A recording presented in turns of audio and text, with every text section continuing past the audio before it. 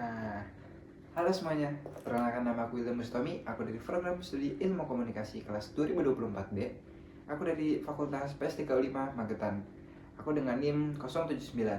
Nah, jadi sekarang aku akan menjelaskan serta merefleksikan tentang teori pertemanan dan teori pertukaran sosial. Simak baik-baik ya. Nah, jadi teori pertemanan adalah dimana suatu hubungan yang terjadi secara sukarela tanpa adanya paksaan. Nah, jadi pertemanan itu dimana kita saling berhubungan, saling menjalin kedekatan, kebersamaan yang melibatkan waktu, tenaga, atau mungkin juga uang dan pikiran yang saling dipertukarkan atau bertukar pikiran. Nah,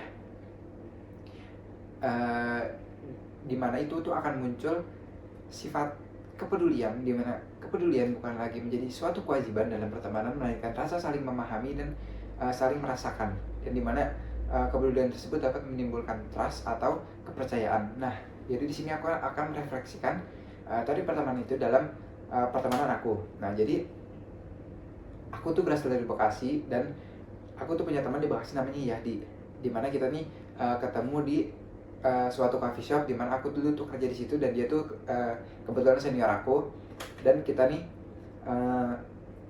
selang beberapa bulan itu kita dekat yang sangat intens banget, dekat karena kita setiap hari ketemu, setiap hari satu shift. Nah, karena di dalam teori pertemanan ini ada suatu hambatan atau suatu pressure dalam suatu pertemanan. Nah, dalam pertemanan aku ini, pressure yang kita hadapin yaitu external tensions, dimana jarak yang menjadi hambatan dalam pertemanan kita ini.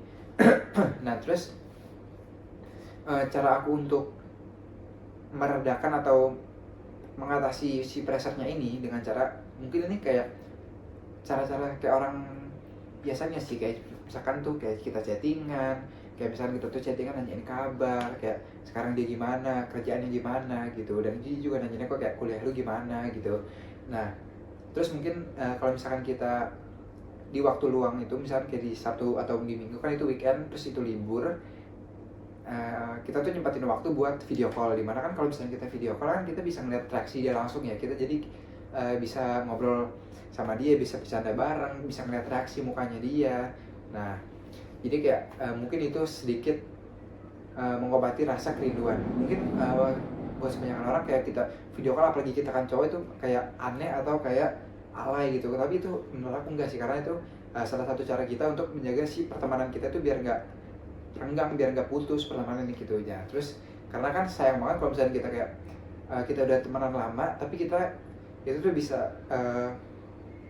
tiba-tiba hilang karena kita tuh terhalang oleh jarak gitu. Jadi itu salah satu cara kita untuk tetap menjaga pertemanan itu. Nah, terus kalau misalnya kita dikaitin sama teori interaksi sosial, pertemanan kita ini sifatnya itu saling menguntungkan, dimana ketika kita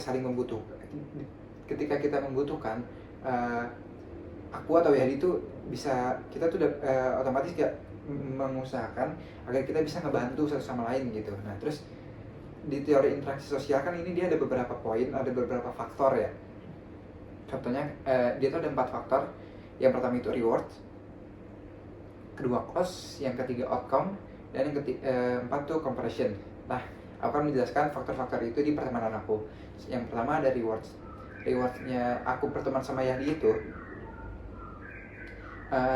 karena kita ini cowok juga butuh teman cerita, kita tuh butuh, kalau anak-anak zaman sekarang ibaratnya rumah untuk kita pulang atau bercerita.